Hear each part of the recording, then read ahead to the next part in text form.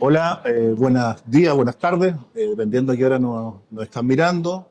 Estamos en otro programa de Voces Socialistas, este espacio de conversación, de debate, de intercambio sobre los desafíos del socialismo, sobre su diagnóstico. Y para esta vez, hoy día, tenemos una gran invitada. Tenemos invitada a Clarisa Hardy.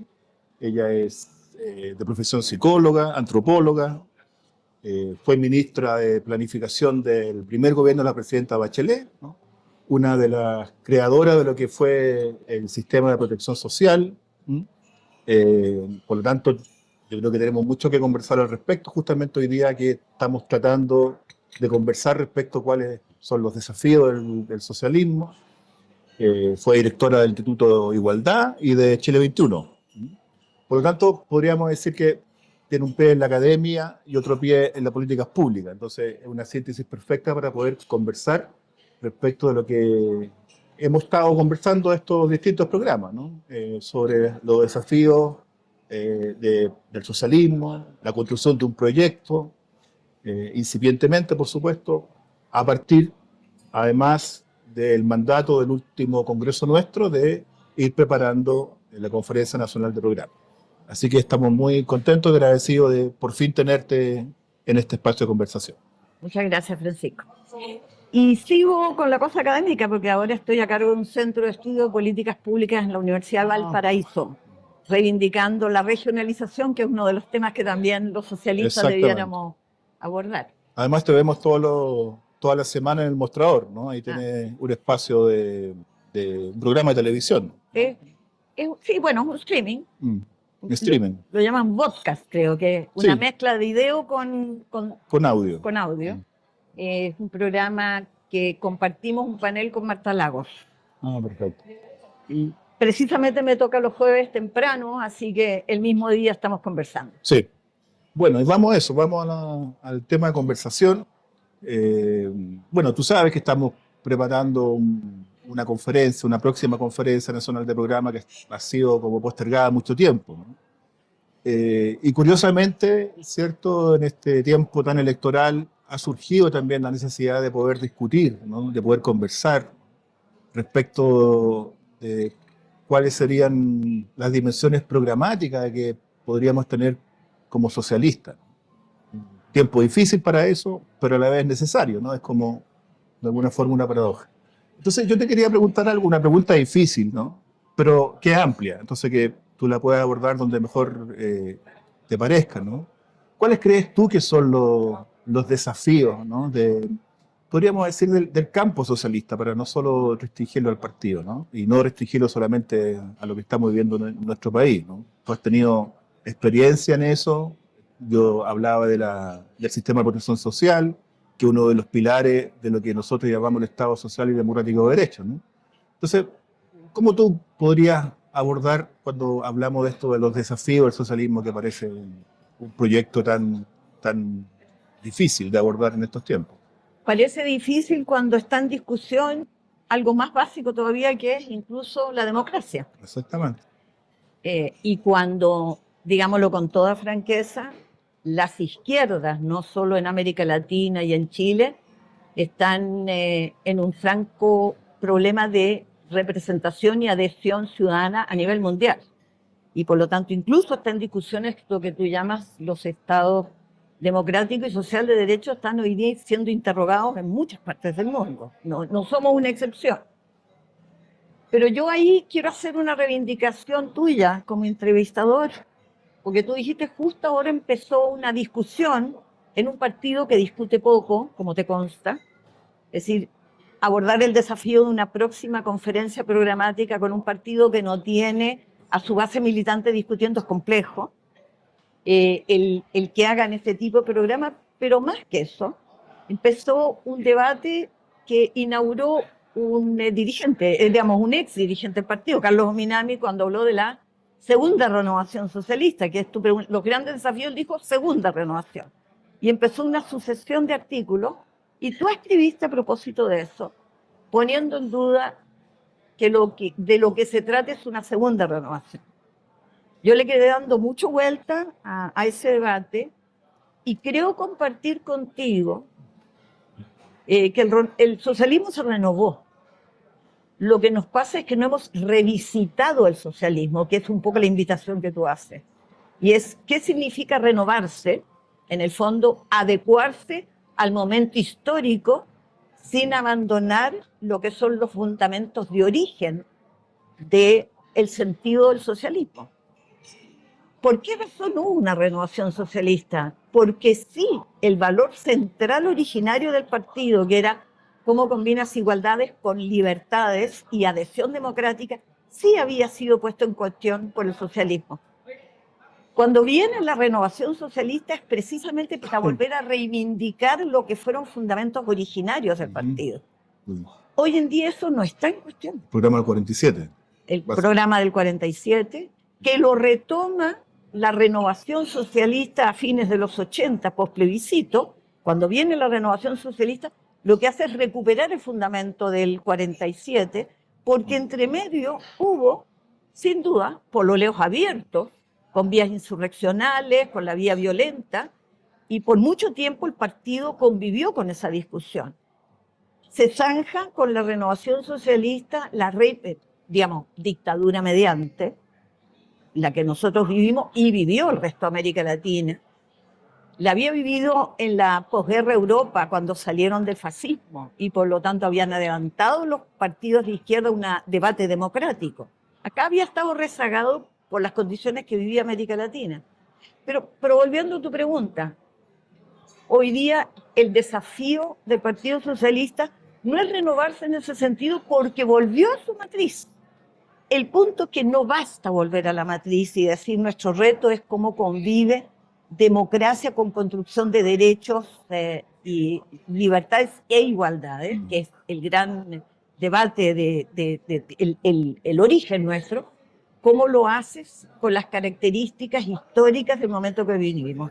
Entonces también más que renovación sea revisitar el socialismo, algunos dirán ayornar el socialismo.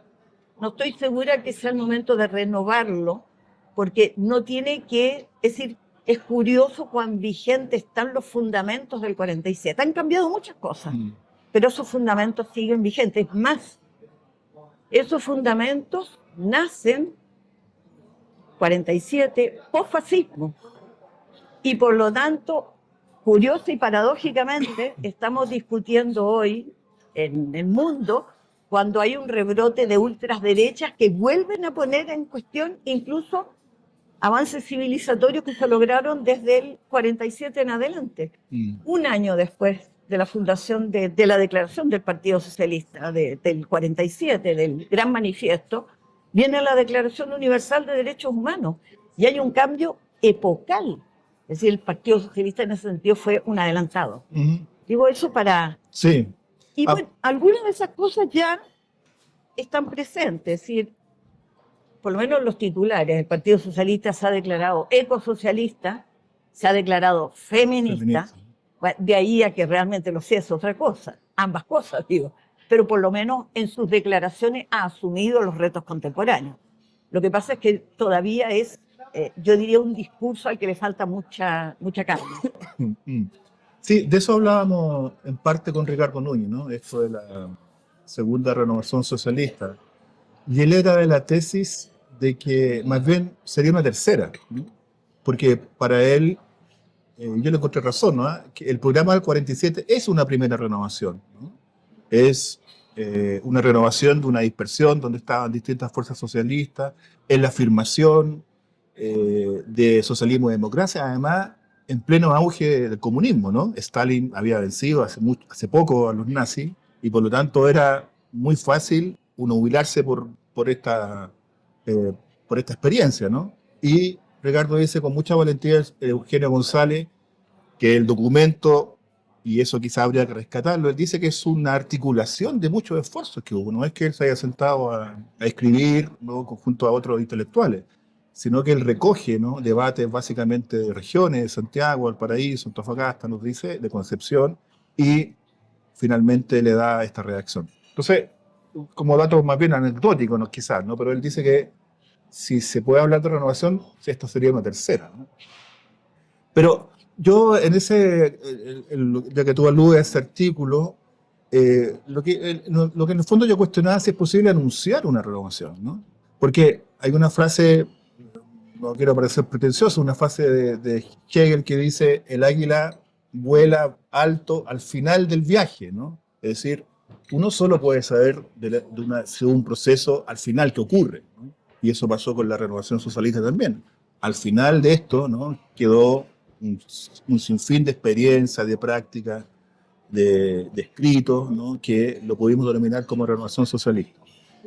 Y para terminar, y eso también quería preguntarte lo que le decía a Ricardo, quizás el esfuerzo de algo así como una renovación, más que incorporar temas que tú hacías mención, tiene que ver con este esfuerzo de volver a sintonizar y rearticularnos con lo popular, ¿no? Con el mundo popular, que es algo, a propósito del avance en la ultraderecha, ¿no? Y todo eso, que hemos perdido, ¿no? ¿Cómo pensar entonces nuevamente volver a vincularnos con ese campo, ¿no? Que nos parece a veces tan desconocido? Pero, a ver, yo ahí tengo un matiz. El deterioro de todos los partidos, y no solo del Partido Socialista, es esta asintonía entre los partidos, los sistemas políticos y una ciudadanía. Entonces uno diría, bueno, hay una cierta maldad intrínseca en los partidos o hay transformaciones de tal envergadura que los partidos son instrumentos más anquilosados, mucho más lentos y tienes evoluciones en la sociedad extraordinarias. Uh-huh. Los partidos se vinculaban a lo popular porque los partidos eran lo popular. Uh-huh. ¿Cómo se alfabetizaba? Bueno, yo ahora estoy viviendo en la región de Valparaíso, que tú recorres los cerros, y yo recuerdo en muchas campañas que hicimos en Valparaíso, cómo los viejos se recordaban de que se alfabetizaron en el partido. Uh-huh. La educación no llegaba a toda la ciudadanía, donde eran verdaderas escuelas, era tu espacio de formación. Era la expresión de lo popular, ¿no? Hoy en día, cuando tú expandes, por eso digo, la expansión de los derechos humanos, el crecimiento del sentido humanitario y el progreso que ha tenido el mundo entero desafía mucho a los partidos. No es la renovación del socialismo para conectarse con lo popular.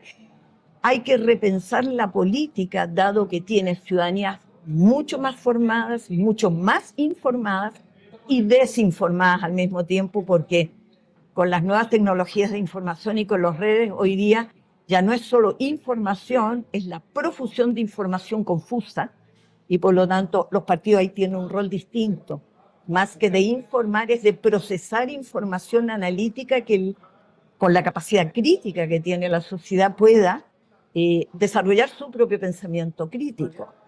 Eso para mí tiene que ver más bien cómo recuperas un instrumento político capaz de representar los intereses de quienes son para esos partidos sus representados. La voz de lo que tú llamas lo popular tiene que ver con las formas, sin duda, un partido que perdió mecanismos de participación, que perdió adhesión, pero perdió adhesión porque su manera de pensar, el cómo hoy reflexiona la democracia y las igualdades, es una reflexión que no se conecta con las maneras en que las personas definen las libertades y lo que ellos buscan como igualdades.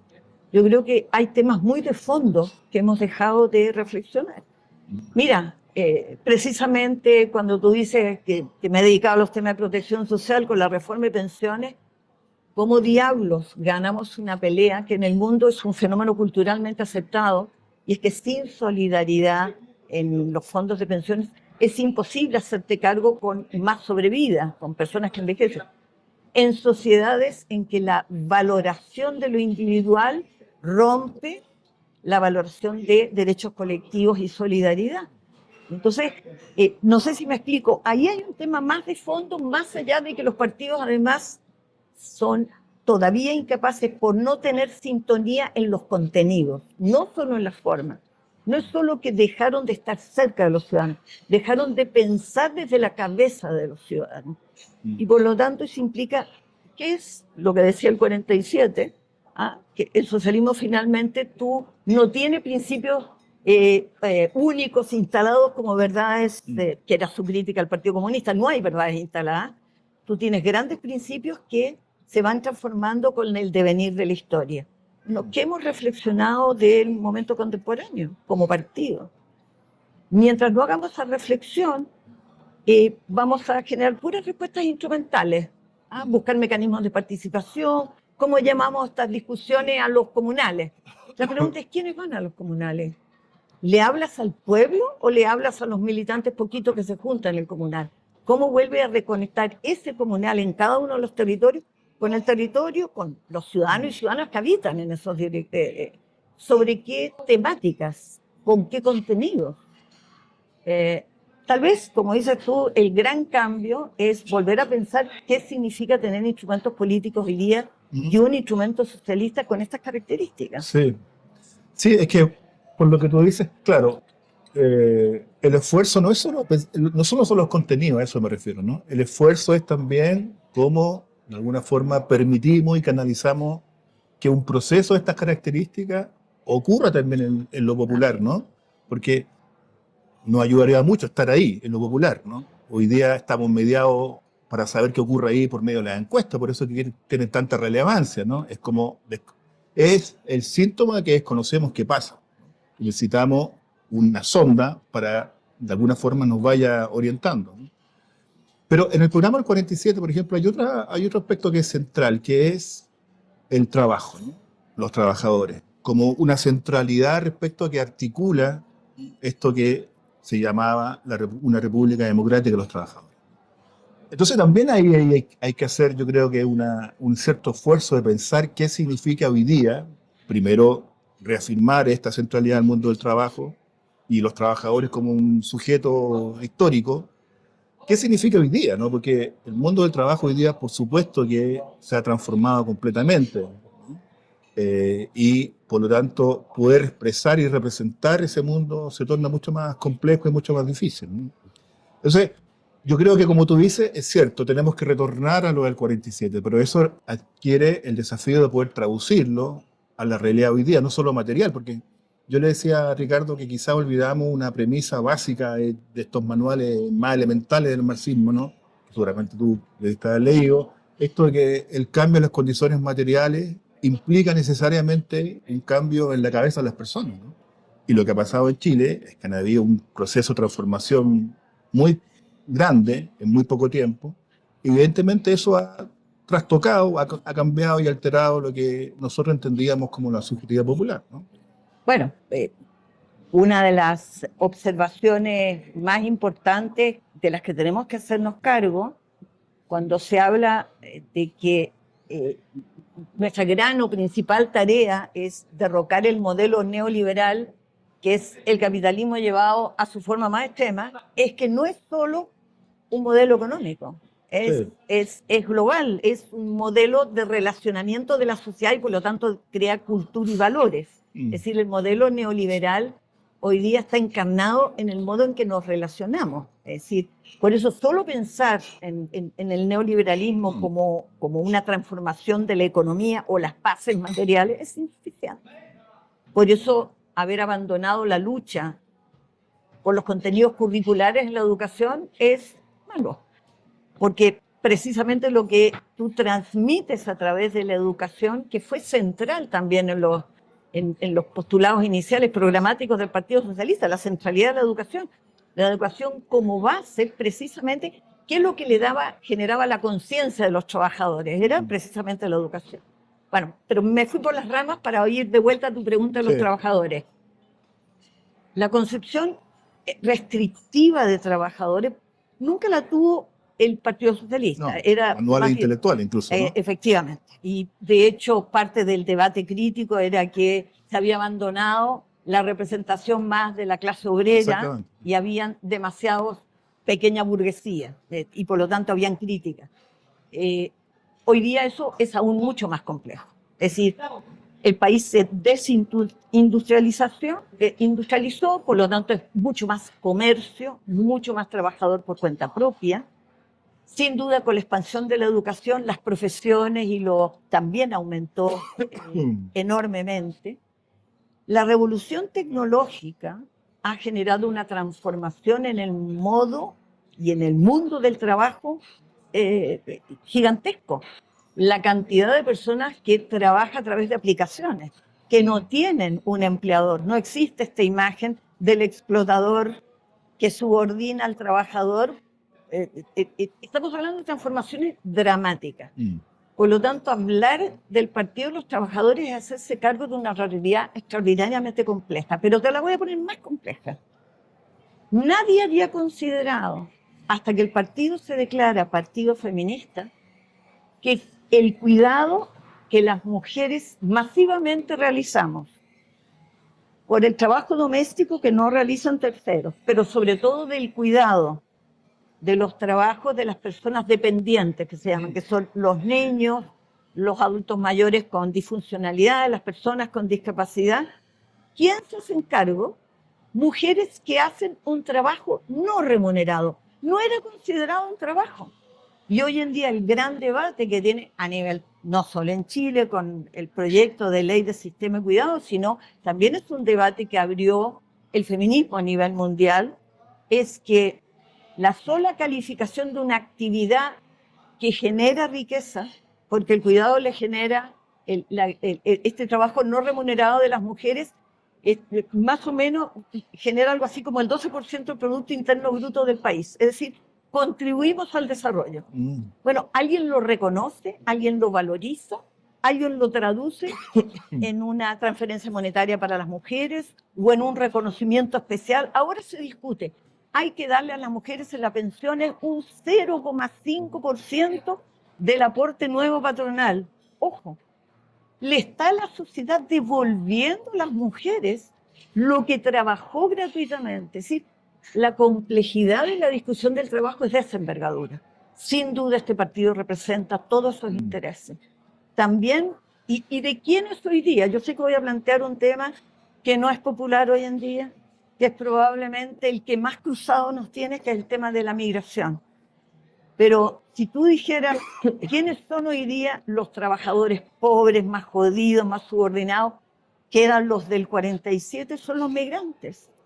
Son los que hoy día están sustituyendo los trabajos descalificados, los que negocian por debajo del salario mínimo, los que tienen las mayores precariedades, pero tenemos una sociedad altamente refractaria a recibir el migrante.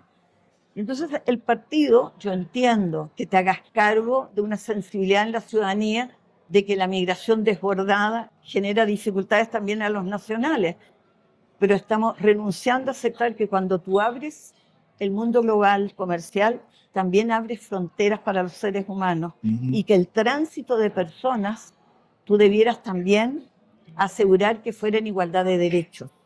Yo sé que decir esto no es popular y es parte de lo que tal vez el Partido Socialista ha renunciado, a decir las cosas que no son populares. Si tú quieres recuperar sentidos de representación, de justicia, tienes que empezar a nombrar las cosas por su nombre. Sí. Y una cosa es regular la migración ilegal, pero una vez que la regulas, no responsabilizar que si no te alcanzó en la cola para llegar a la atención primaria porque había un migrante, la culpa no es del migrante, es que no tienes un Estado social de derecho que garantice la salud a todos los que lo necesitan. ¿Y quién lo necesita? Todos aquellos que van a requerir del sistema público de salud, hayan nacido en Chile, hayan nacido fuera de Chile, porque tú esperas que el chileno que emigró, como los que nos fuimos exiliados, también fuéramos tratados con igualdad de derechos con los ciudadanos que nos tocaba vivir en los otros países. Exactamente. Sí, bueno, estamos conversando con Clarisa. Yo creo que este tipo de conversación también busca incluso un objetivo, yo diría, como casi minimalista, ¿no? Que es situarnos en el debate, es decir, cuáles son las cosas que tenemos que discutir, ¿no?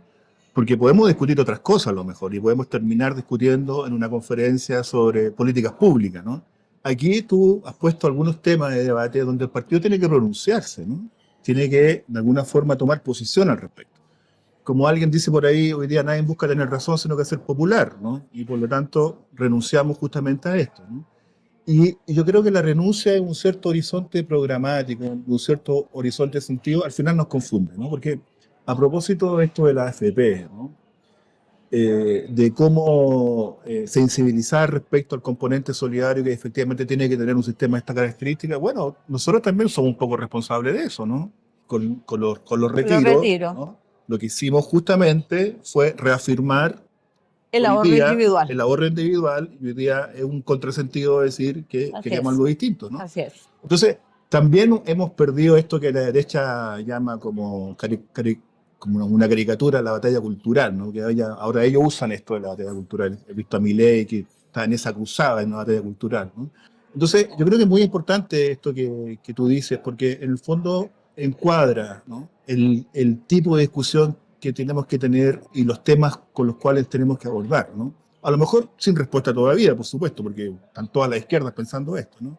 Pero situarnos en el debate yo creo que hoy día es un punto que es muy necesario, ¿no? Por eso que decía, el partido tiene declarativamente las visiones correctas. Hoy día es impensable que tú puedas pensar en el progreso social en Chile o en cualquier parte del mundo si no reflexionamos sobre lo que está ocurriendo con el cambio climático y nuestra relación con la naturaleza, porque lo que estás defendiendo es la sobrevivencia humana.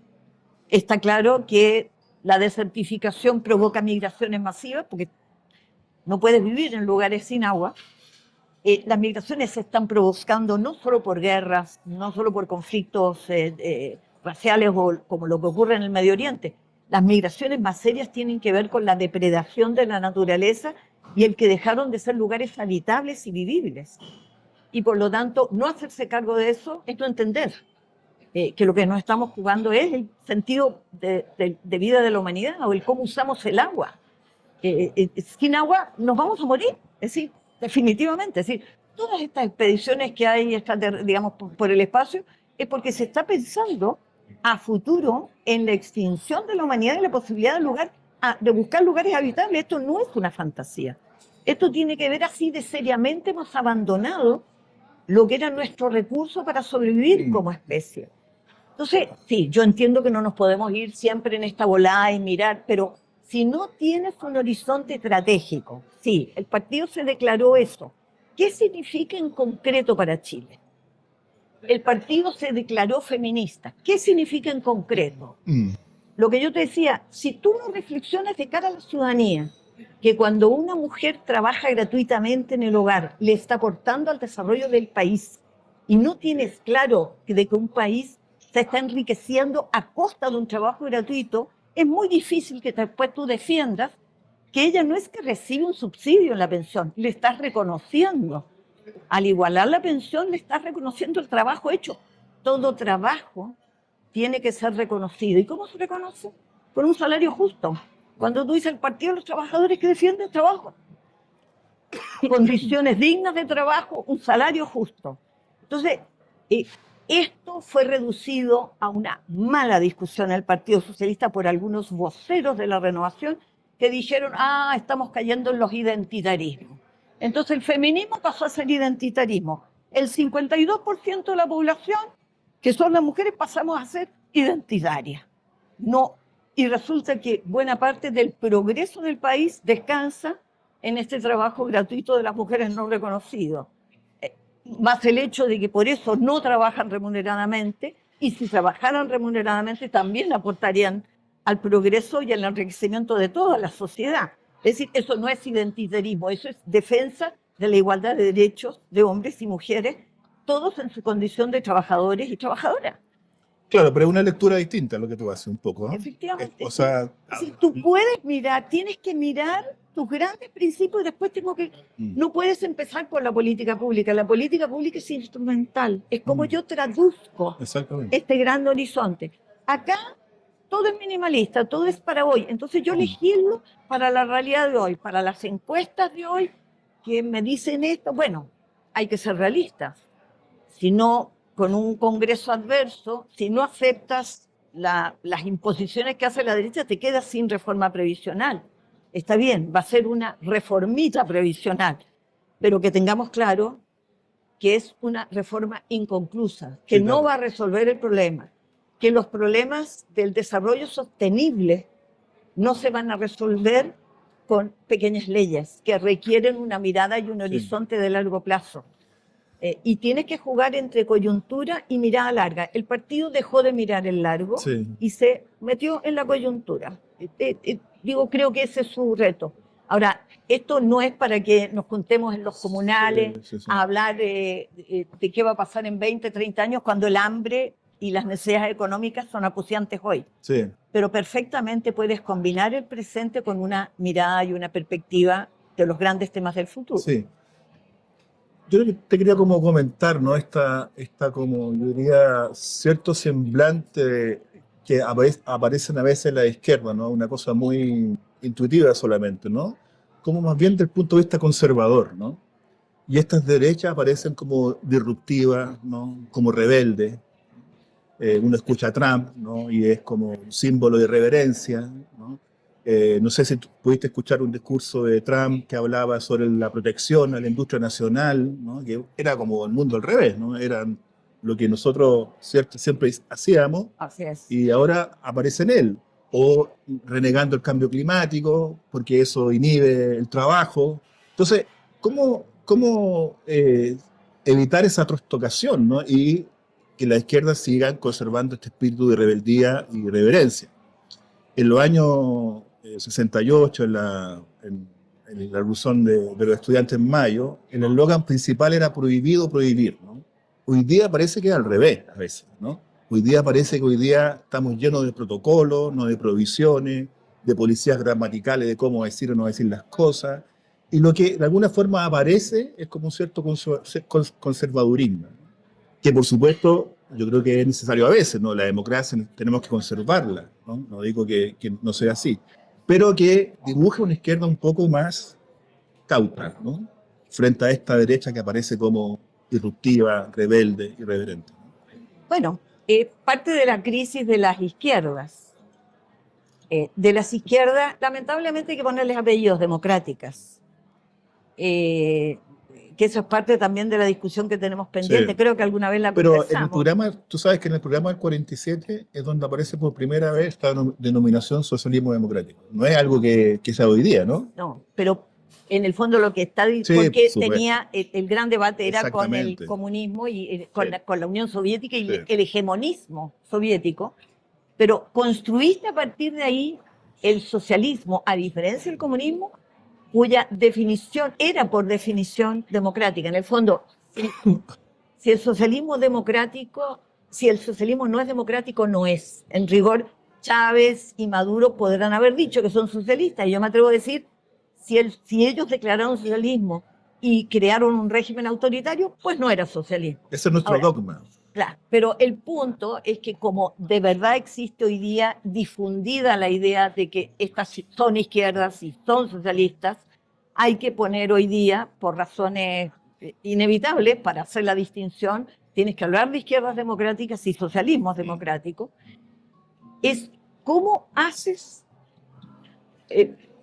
para reconectar, que lo que pasa es que yo creo que es cierto, muchas de las afirmaciones que han surgido es un cierto acomodo en un modo en el poder. El poder siempre tiene que ser contrarrestado. Y eso implica, ¿por qué importa la democracia? ¿Por qué es tan vital para el socialismo la democracia?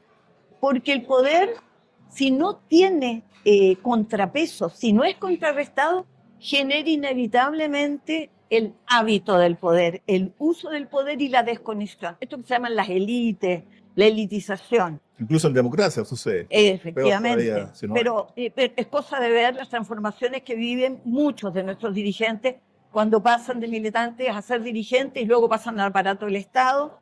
Nosotros vemos el tipo de transformación que se produce, ¿no es cierto?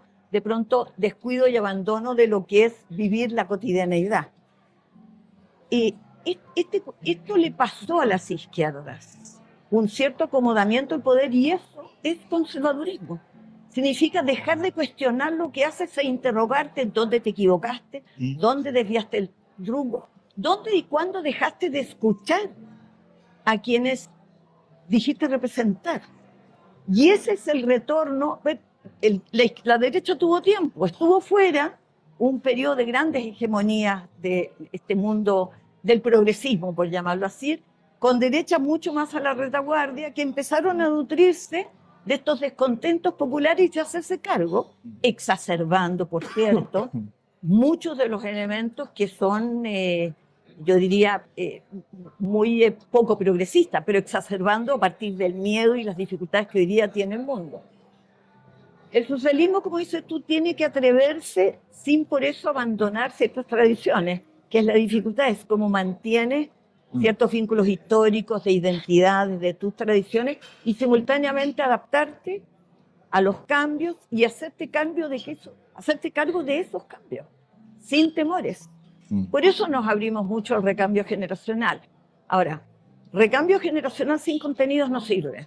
Y entonces tampoco te sirve el que declames muy bonitas las cosas, pero no te hagas cargo de que las cosas tienen que hacerse gradualmente, razonablemente, en consulta con de acuerdo al marco de condiciones y posibilidades que tienes, y sin abandonar una idea básica que es del origen de las izquierdas, que si no tienes condiciones materiales básicas, todo lo demás es canto de sirena. Y por lo tanto también abandonar el crecimiento. Tú no puedes distribuir lo que no tienes. Con la leña prometida no se calienta el hogar, ¿no? Por lo tanto, también hay que preocuparse de crecer, pero crecer sustentablemente, inclusivamente, y distribuir, pero crecer también. Y por lo tanto, sí, muchas veces el exceso de normativas, de rigideces sin revisarlas, pueden ser limitaciones efectivas al crecimiento, que habría que, sin dogmas, revisar. Clarisa, no queremos quitarte más tiempo, sé que tienes un compromiso, pero te quería hacer una última pregunta, más filosófica. A propósito de algo que tú dijiste, que es la superación del neoliberalismo, ¿no? Como el capitalismo extremo y con una vocación de hegemonía global, ¿no? Bueno, esa superación del neoliberalismo es por medio del capitalismo, ¿no? Es decir, un régimen socialdemócrata que de alguna forma es un capitalismo corregido. Te digo esto porque hace poco hubo a principios de año, mediados de año, una discusión respecto a esto cuando el presidente Boric dijo que su sueño era derrocar el capitalismo. Y hay una columna que leí de Alfredo Ñuañán que dice que, bueno, que el presidente se refería a la socialdemocracia, pero que en el fondo esto había que olvidarlo, ¿no? Esto de la superación del capitalismo y teníamos que adecuarnos a esto.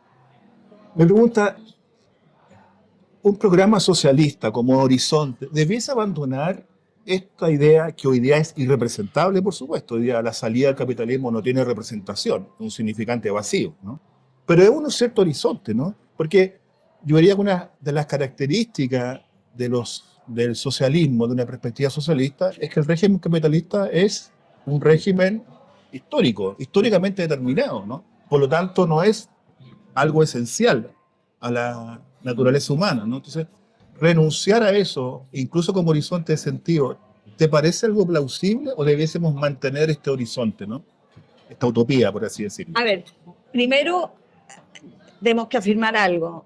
El capitalismo ha logrado sobrevivir a todas las crisis que hemos anunciado del fin del capitalismo. Han habido muchas últimas etapas, ¿no? Muchas veces. Y seguimos esperando, como aquel viejo dicho, ver pasar el cadáver del capitalismo frente a la puerta de nuestras casas, y no ha pasado por varias generaciones.